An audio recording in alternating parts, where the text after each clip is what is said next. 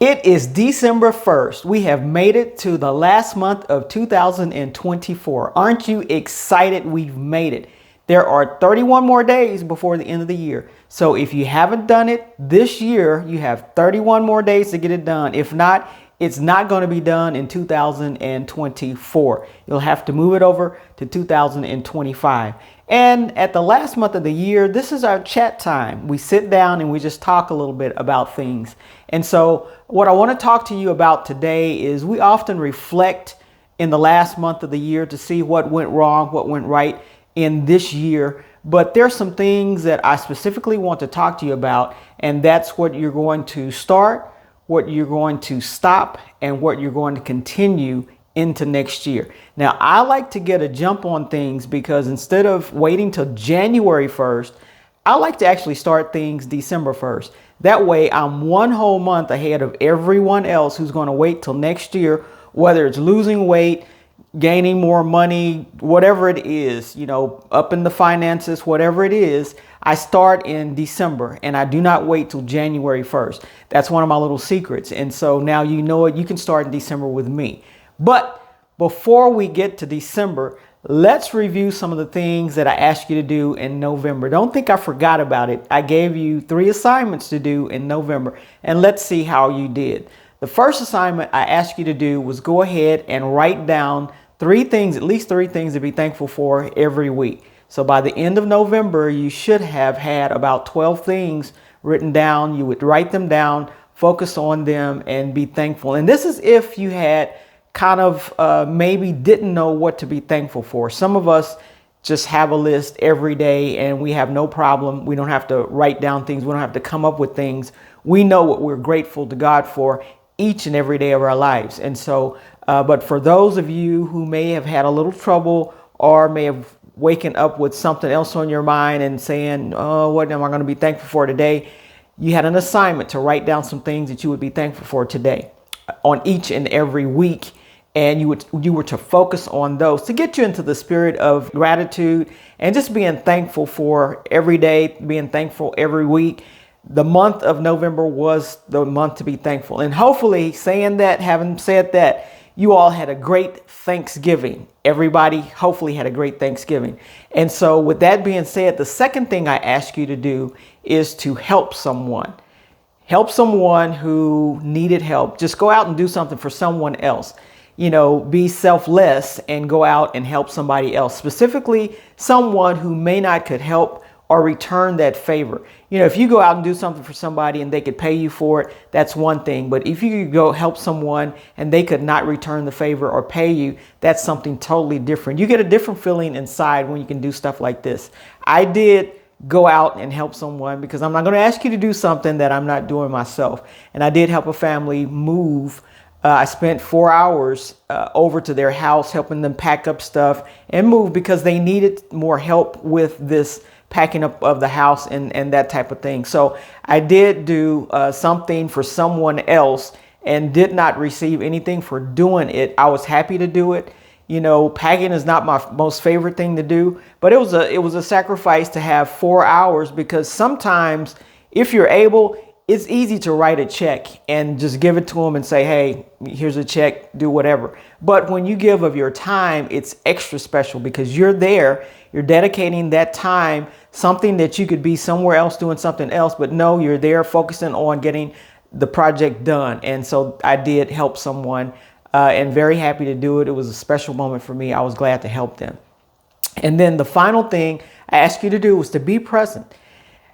Take the time in the month of November to be there wherever you were. And I was in several meetings. I told you guys, sometimes I have a hard time focusing on, especially when the meeting is boring, just staying present in the meeting and getting what I can get out of the meeting.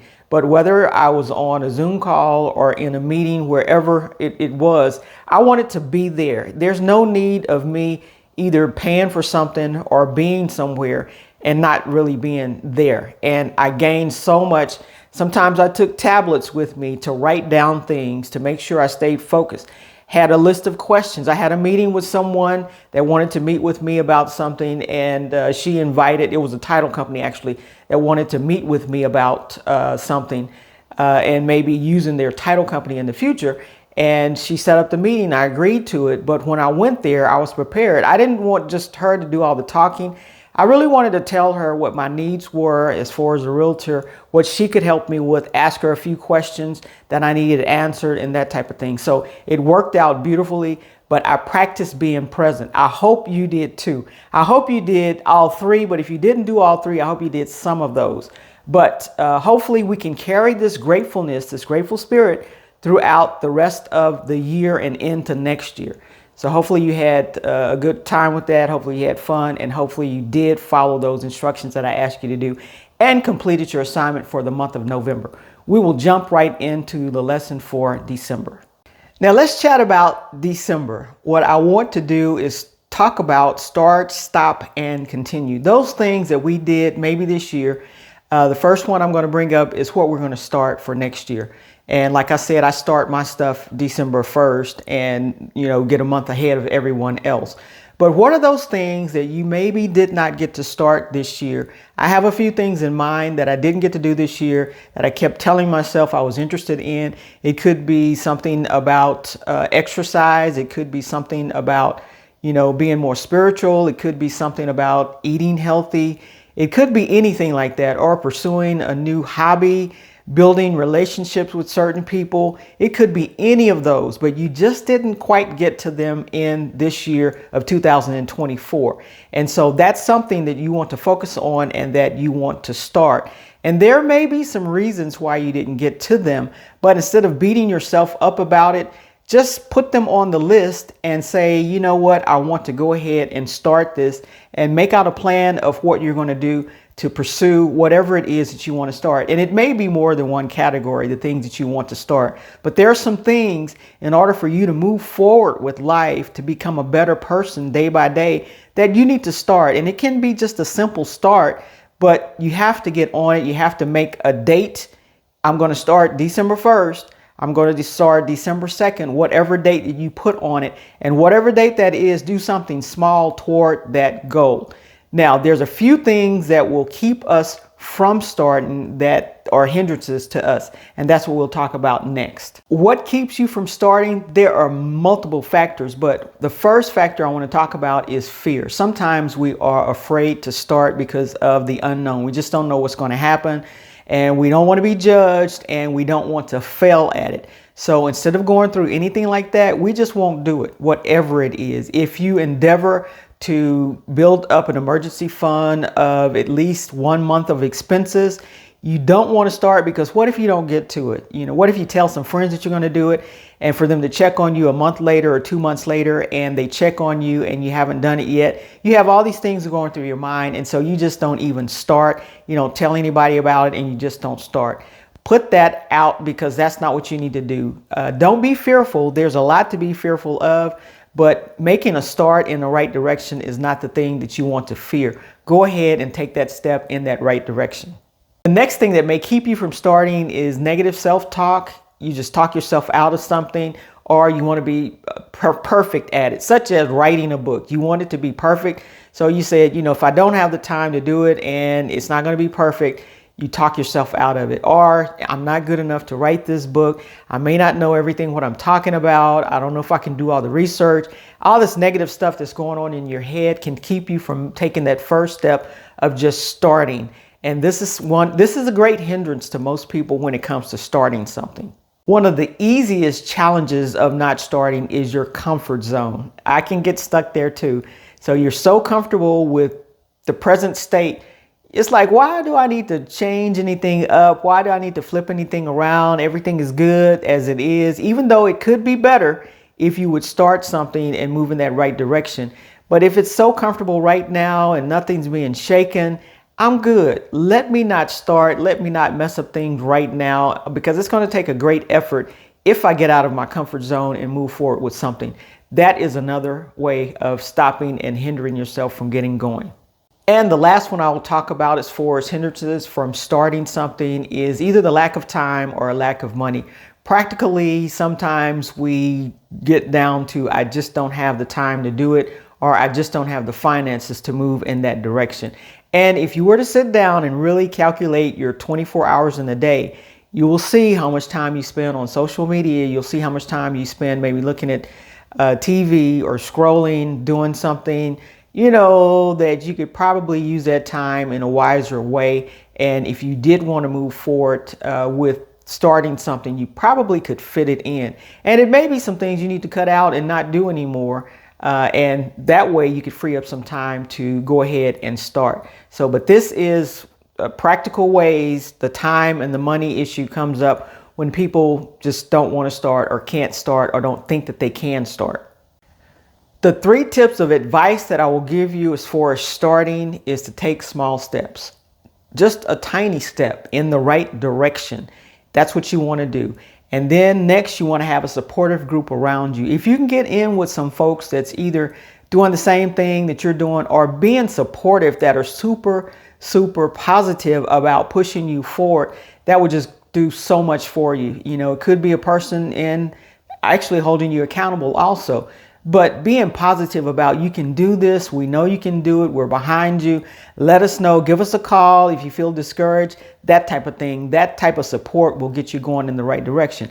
And then when you start making these small steps and succeeding, celebrate. Have a small celebration. Do something that, lifts you up, lifts your spirits up, that you've done something, and you've done something in a positive way toward that goal that you want to eventually accomplish. But you have started and you're moving in the right direction. Now let's move on to stopping, because there are certain things that we definitely need to stop doing. And we all know what they are. Some bad habits that we have going on. It may be some negativity out there, some toxic relationships that some of you all may be in. But there are some things that we need to stop doing. If we don't walk a lot, if we don't go to the gym, we need to get up and exercise. If we're just sitting on the couch all day, or when we, come home from work, we may not be cooking, going out to eat all the time, fast food. These are some things that we want to stop doing it, because it's not moving us in the right direction that we want to go in. We want to become better step by step. We want to become better day by day. If we only improve 1% a day, just think at the end of the year, you've improved 365%. So if we move in the right direction, because if you move in the wrong direction, you'll get there too, but you're not moving in the right direction. There are some things, you all, that we need to just stop doing. And sometimes we get caught up in these things that sometimes it's a mental thing. We have such a strong connection to it. It either feels good or it's a connection. It's not bothering anybody. And so even though it's not good for me, I don't want to stop it because it's not bothering anybody, and I'm good with it right now. If it's not killing you sometimes, because the doctor can tell you to stop eating certain things and you'll continue to eat them because you're not going to die right away. Eventually, it's going to wear on your body and you may suffer for a time, and eventually it may get to you where it affects something and it may be the death of you down the line. But because if it's not going to kill you right away, it's something that you're going to probably ponder. Do I really need to stop this? Because if the doctor would come to you, I guarantee you, if the doctor would come to you and tell you, if you smoke another cigarette, and this is just an example, if you smoke one more cigarette, you're going to die. You would probably not do that. You would probably get off cold turkey. You may start some other thing to have an alternative to replace it. But if they were that serious about your health and something that was so negative on your health that it's going to take you out of here if you do it one more time, that's something that you would consider not doing and just quitting cold turkey. But because we're not normally at that stage that if I don't quit this, even though it's working against me, if I don't quit it right away, it's not going to be in my favor. But it may not be in my favor a couple of years down the road, 10, 15, 20 years down the road, we'll continue to do certain things. But if we're honest with ourselves, take a look at what you've been doing last year. There's some things that we all can improve in. If it's, for me, it may be going to the gym more. It may be doing a little bit more cardio, because that's maybe where I need to focus in. It may be eating better. I know I need to eat a little bit better. I'm getting there step by step. It may be putting down the sweets. Just stop putting down the sweets. One thing I did last year is I love Bluebell ice cream. And last year it came to a point where I had to stop eating it because it became super sweet. And I had an alternative, so I switched to something else. But I stopped it because I knew that it was not good for my health. It's got a lot of sugar in it. And there's some candies and stuff that I gave up too. So giving up sugar is voting yes to Adrian in a different direction and not no to Adrian in the wrong direction. So sometimes there's some things that we just need to stop cold turkey and consider these things. But sometimes we have that type of connection with this bad thing, this negative thing, that we just don't want to give it up. Sometimes we don't want to give certain things up because we have an environment that supports it. If you have an environment that's not good with finances, like the whole family is not good with finances, you really don't expect yourself to break out because that's what the family's doing.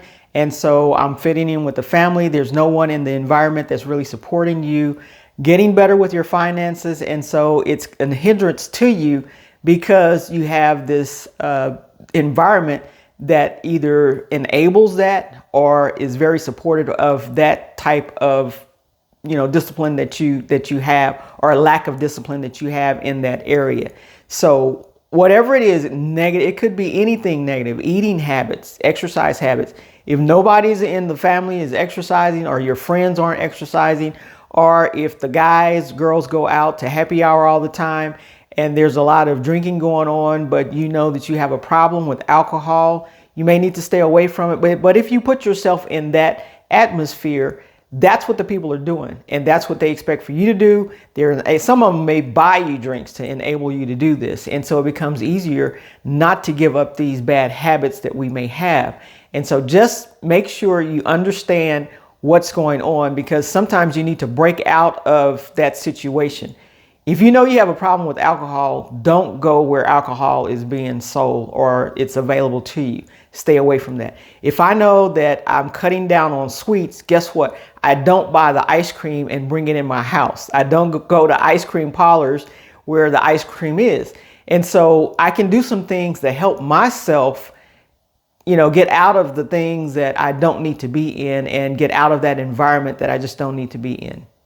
One way of helping ourselves with not being able to stop certain things is to make small steps, just like starting. Make small steps toward that. Reward yourself when you don't do the things, such as if I don't eat the ice cream, I can reward myself with maybe an ice cream with maybe not as much sugar in it. Or I can reward myself with something else that I like to eat, whatever it is I like to eat, popcorn. Reward with that, something that may be just as satisfying and not as bad for my health as ice cream or sugar, tons and tons of sugar is. So we want to do stuff like that to help ourselves out and hold ourselves accountable. Sometimes if we don't do what we say we're going to do, put $1 in a jar that you're going to give away to somebody, or $10 in a jar that you're going to give away to somebody. So if you know for that week, this is a certain diet you want to be on, or certain, you're going to go to the gym 5 days a week.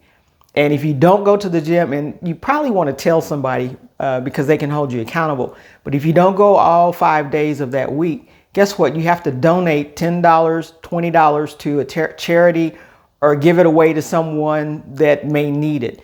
But that may be a way of helping you to say, you know what, I'm going to do what I say I'm going to do, simply because I don't want to be punished for not doing what I say I'm going to do. So there's various things that can help you with the stop, start, and continue.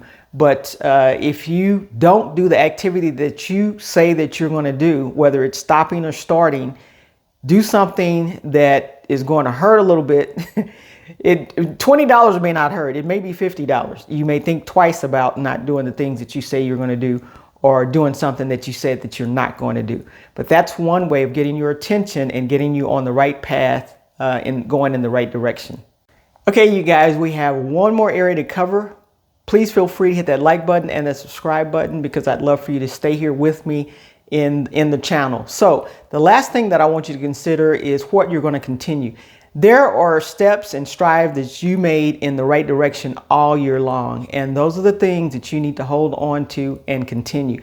If you had that budget going, you want to continue that budget. If you had the emergency fund, building it up, you want to continue in that. If you've been going to the gym and eating right, you want to continue in those areas. Your ladder is leaning against the right building. So you want to continue walking up that ladder because you want to get to the top of the ladder with that. So those certain things that you want to continue doing, write down a list of those too that you want to make sure you're continuing to do. Some of it may be health-wise, some of it may be spiritual. Building up friendships. If there's a friendship that you met this year and you want to continue with it, nurture that. The things that you're doing in your business that have been successful for you, you want to continue with those. And so the 3 things for this month we're focusing on is what we're going to start, what we're going to stop, and what we're going to continue. And that's what I want you to focus on for the month of December. And start in December. Do not wait until January. There's nothing magical about January 1, except for we've turned another day and we've turned into a new year. But other than that, you can start early on your journey of becoming better day by day. And if you get a head start, like I'm going to get a whole month ahead of everybody else. So when January 1st hits, I'm on my game. I'm already in the mix. I'm already doing the things that I need to do, and I'm already being successful at it. So I get a head start where everybody else is just now starting January 1st. I've been doing it, right? So it's nothing but it's a routine for me at that point. So, but consider this. And like I said, I hope you have a Merry Christmas this year. And I look forward to the rest of the month of December, because I will be back in making every Tuesday. I'll be back in at 8:30. So join me here every Tuesday for some more financial information that you do not want to miss.